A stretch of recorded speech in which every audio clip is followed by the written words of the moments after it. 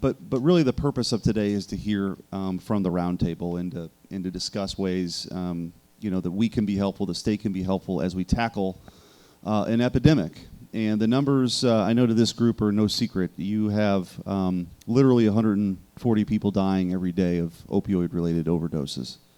That's like a passenger plane going down every day of every week, of every month, of every year, of every decade. And if that were happening, we would galvanize our resources and our collective energy to do something about it.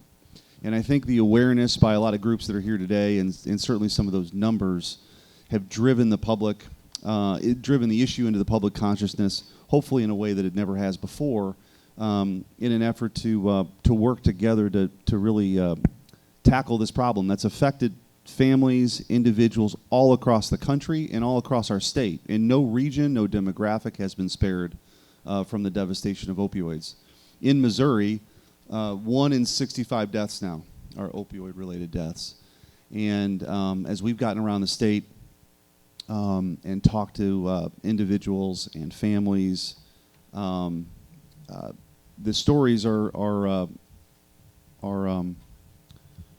they're very touching. In that there's what can be lost in the numbers is the human element, and we're going to hear from some people. These are real people, sons and daughters and mothers and fathers, who in the stories and the journeys vary, but in many instances it's a wisdom tooth being pulled, arm surgery. We met a college student or a former college student who was a baseball player who had an arm surgery and was prescribed 3 months of opioids.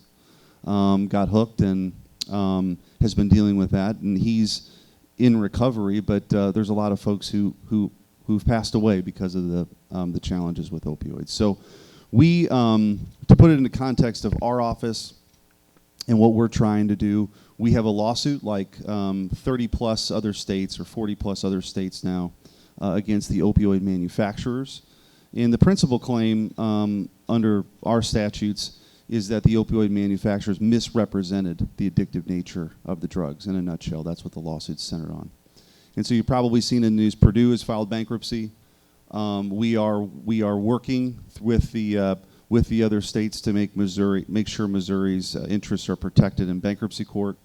There are robust settlement discussions going on nationally, and we are certainly a part of that.